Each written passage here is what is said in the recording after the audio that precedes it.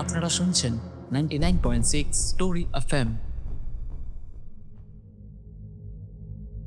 ধরুন, আপনারই সহমতে এক ব্যক্তির সাথে বিয়ে হয়। সব যখন ঠিকঠাক চলছিল, একদিন মধ্যরাতে এক অদ্ভুত শব্দে আপনার ঘুম ভাঙে। চোখ খুলে আপনি দেখলেন আপনার স্বামী একটি ছোট্ট বাচ্চার লাশ চিবিয়ে খাচ্ছে।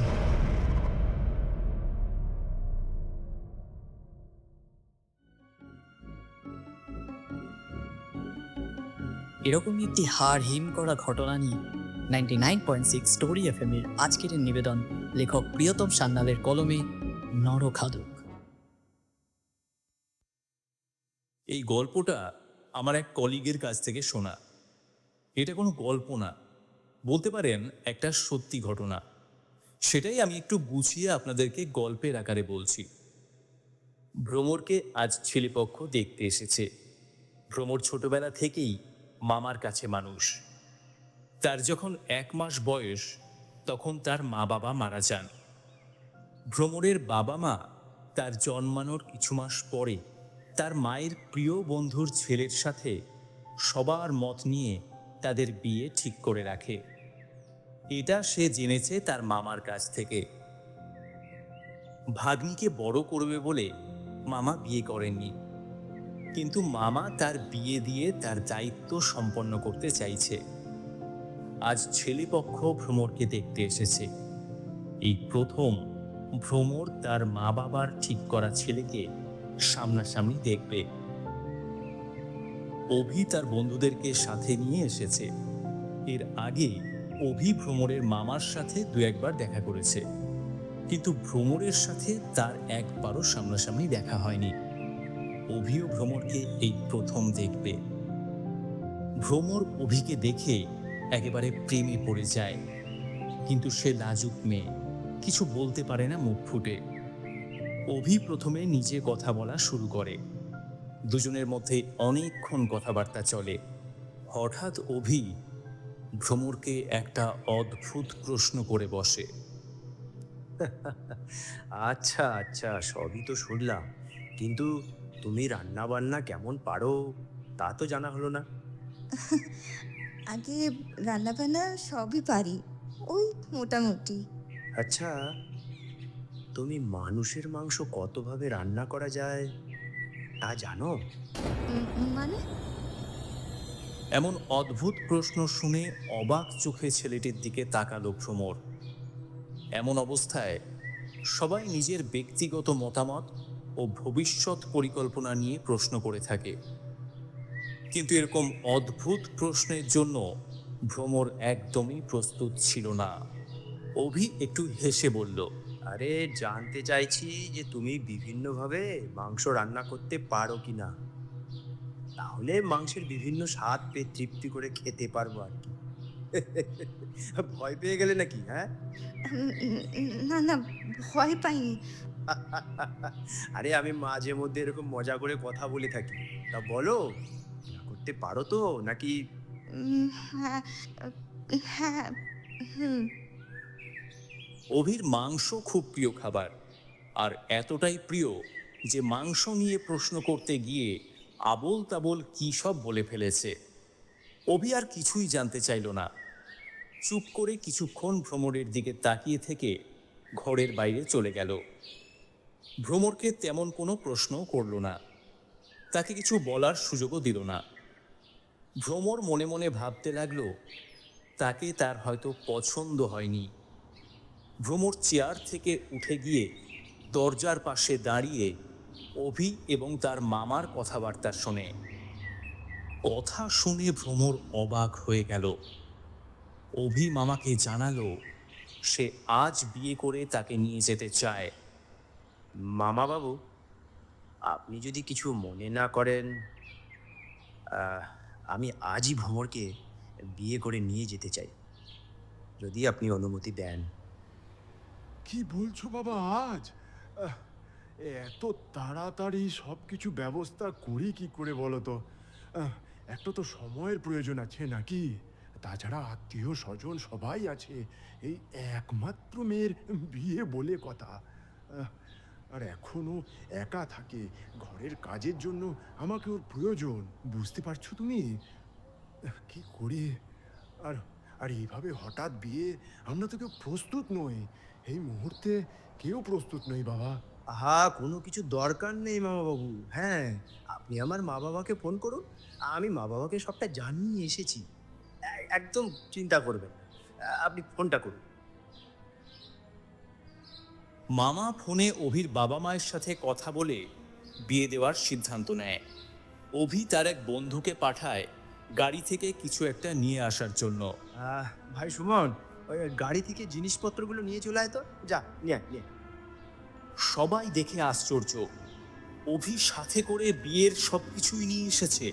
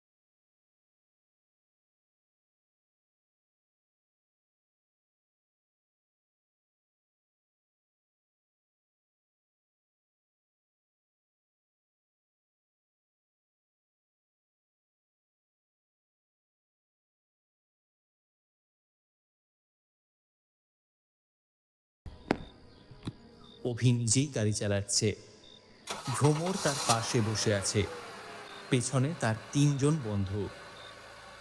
কিছু দূর যাওয়ার পর অভির বন্ধুরা গাড়ি থেকে নেমে গেল, যে যার বাড়ির উদ্দেশ্যে চলে গেল। সন্ধ্যা পার হয়ে রাত হয়ে যাচ্ছে, তারা চলেছে তো চলেছেই। অনেকটা দীর্ঘ পথ যাওয়ার পর অভি একটা বাড়ির সামনে গাড়িটা থামালো। সে বলল, হ্যাঁ, আমরা চলে এসেছি। চলো, এইবারে নাম।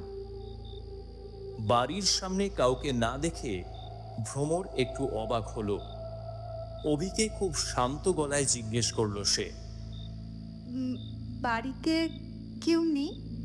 ওহো, তোমাকে তো বলতেই ভুলে গেছি। বাড়িতে কেউ নেই, মানে যে আমাদের বরণ করে নামাবে আর কি। চলো চলো। এটা বলে একটু হেসে অভি গাড়ি থেকে নামলো। ভ্রমরও গাড়ি থেকে নেমে আশপাশ দেখতে লাগলো। রাতের অন্ধকারে সে সেইভাবে কিছুই বুঝে উঠতে পারল না। রাস্তার দুই পাশে আরো অনেক ঘরবাড়ি রয়েছে। সে ভেবেছিল অভি হয়তো অনেক মানুষের মাঝে একা কোনো ছোট ফ্ল্যাটে থাকে, কিন্তু এই একতলা পুরো বাড়িতেই অভি একা থাকে। ভ্রমর অভির সাথে ঘরের ভিতরে ঢুকলো। ঘরের ভিতরে ঢোকা মাত্রই অভির চালচলন একটু অন্যরকম হয়ে যায়। সে ঘরে ঢোকা মাত্রই ভ্রমরকে একটি ঘরের মধ্যে বসিয়ে রেখে পেরিয়ে যায়। ভ্রমর, তুমি একটু বসো, আমি বাইরে থেকে আসছি। আমি একা? ভ্রমর একটা ঘরে বসে আছে আর মনে মনে তার মাকে সে মনে করছে। মা চলে গেলেও মনে হচ্ছে মা তার জন্য পৃথিবীর সেরা উপহারটা রেখে গেছে। কিছুক্ষণ পর একটা ব্যাগ হাতে অভি ঘরের ভিতর ঢুকলো। ব্যাগটা রেখে ভ্রমরের কাছে গিয়ে মুচকি হেসে বলল, ভ্রমর, ভ্রমর। হ্যাঁ, এই যে মাংস এনেছি, রান্না করো দেখি। সারা দিন কিছু খাইনি, খুব খিদে পেয়েছে যে। সে কি, আমাদের বাড়িতে যে এত রান্না হলো, আপনি খাননি ভালো করে? হুম, বউয়ের হাতে রান্না খাবো বলে এই খিদেটাকে বাঁচিয়ে রেখেছি। ভ্রমর অবাক হয়ে ভাবছে, একটা মানুষ এমন হয় কিভাবে? শুধুমাত্র বউয়ের হাতের রান্না খাবে বলে ক্ষুধার্ত অবস্থায় নিজের প্রিয় খাবার মাংস সামনে থাকতেও কেউ না খেয়ে থাকতে পারে? সারা দিন সে খায়নি। ভ্রমর দ্রুত রান্নার জন্য প্রস্তুত হয়ে রান্নাঘরে চলে গেল। একটা বড় গামলাতে ব্যাগের মাংসগুলো ঢেলে দেওয়ার সাথে সাথেই তার পুরো শরীর কেঁপে ওঠে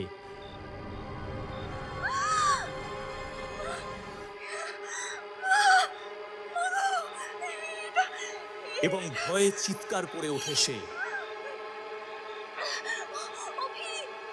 একটা ছোট বাচ্চা ছেলের শরীর দুটুকরো হয়ে পড়ে আছে তার সামনে। তার শরীরের সব শক্তি হারিয়ে ফেলেছে সে।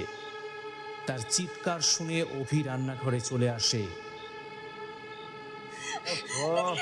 আরে এত ভয় পাচ্ছ কেন?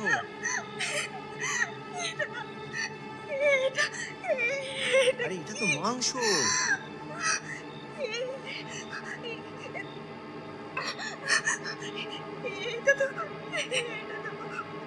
মানুষের মাংস। আমি দেখছি এটা মানুষের মাংস। তোমার মাথা খারাপ হয়ে গেছে ভ্রমর। তোমার মাথা থেকে মনে হয় সেই কথাটা এখনো বের হয়নি। মনে হচ্ছে এখনো তুমি ওটাই মনে করছো।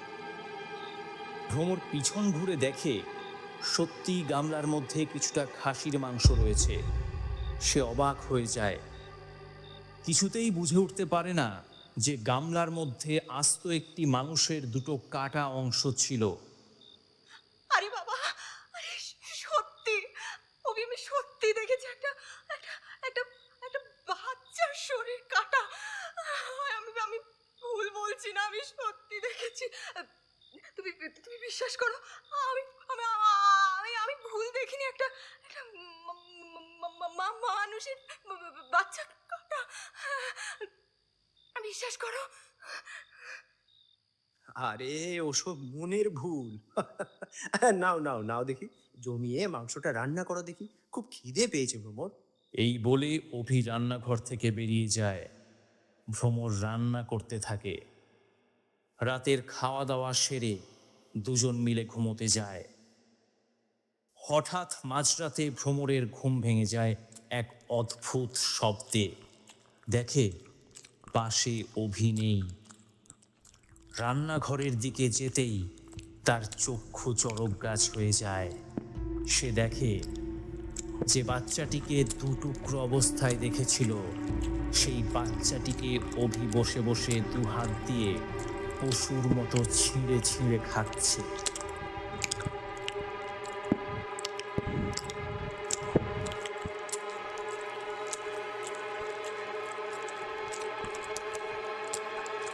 ভ্রমরের মুখ থেকে কোনো শব্দ বেরোয় না।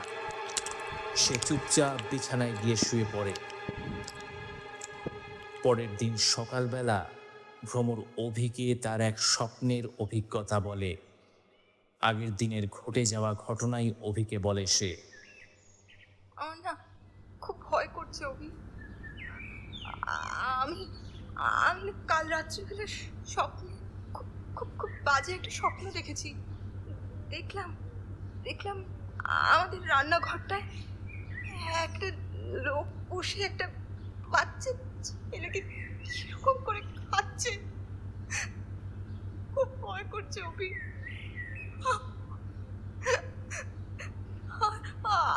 আমি আমি দেখলাম যেন ওই ওই বাচ্চা ছেলে, ছোট্ট একটা বাচ্চা ছেলে মাংসগুলো না কুবড়ে কুবড়ে খাচ্ছে। অভি, আমার আমার না ভয় করছে গো, বিশ্বাস করো। অভি খুব বিরক্ত হয়ে বলে, আরে ধুর, তোমার সব আজগুবি কথাবার্তা। সেই কথাটা তোমার এখনো মনে হয় মাথা থেকে বের হয়। ওহো। অভি এই কথাটা বলে তাড়াহুড়ো করে ঘর থেকে বেরিয়ে যায় অফিসের জন্য। সারা দিন ভ্রমর বাড়িতে একা। সকাল গড়িয়ে বিকেল, বিকেল গড়িয়ে সন্ধে হতে থাকে, কিন্তু অভি বাড়ি ফেরে না। বারবার ভ্রমর অভিকে ফোন করতে থাকে, কিন্তু তার ফোন সুইচ অফ বলে আরেকদিকে। আকাশে কালো মেঘ ঘনীভূত হয়ে ঝমঝমিয়ে বৃষ্টি শুরু হয়। হঠাৎ কারেন্ট চলে যায়। ভ্রমর মনে মনে ভয় পেতে শুরু করে এবং আগের দিনকার ঘটনা তার মনে পড়ে যায়। ফোনের টর্চ জেলে এদিক ওদিক মোমবাতি খুঁজতে খুঁজতে বাড়ির নিচতলায় পৌঁছয়। টর্চের আলোয় একটা ছায়া দেওয়ালে গিয়ে পড়ে। ছায়ামূর্তিটি যেন বীভৎস একটা চেহারা। দেখে মনে হচ্ছে হাতে চপার নিয়ে বসে কি একটা কাটছে। ভ্রমর মনে মনে ভয় পেয়ে যায়। তার শরীর দিয়ে হিমশীতল স্রোত বইতে থাকে। সারা শরীর ভয়ে ঠান্ডা হয়ে যায়। ওখানে কে? কে ওখানে? উত্তর দিচ্ছেন না যে? কে ওখানে? কে? কে ওখানে? ওখানে ওখানে কে আছেন? উত্তর দিন। একটু এগোতেই সে দেখে যে সারা গায়ে রক্তমাখা একটা লোক একটা চপার দিয়ে একটা মানুষকে টুকরো টুকরো করে কাটছে। ভয়ে সে চিৎকার করে ওঠে।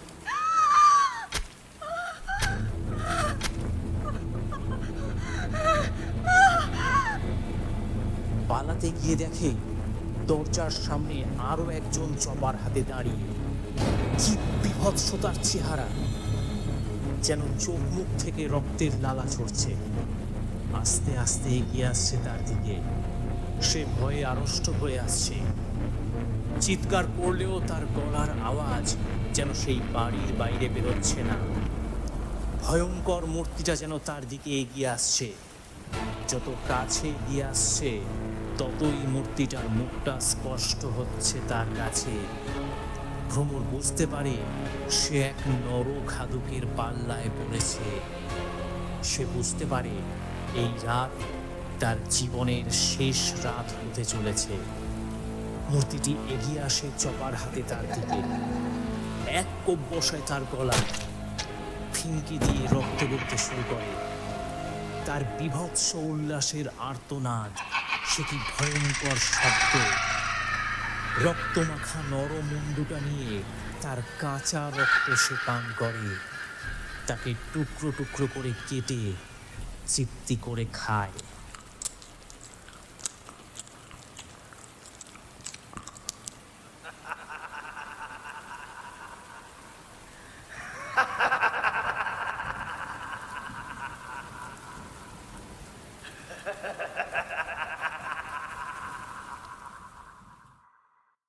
গল্পটি কেমন লাগলো অবশ্যই আমাদের কমেন্ট করে জানান। আর হ্যাঁ, সাবস্ক্রাইব করতে ভুলবেন না।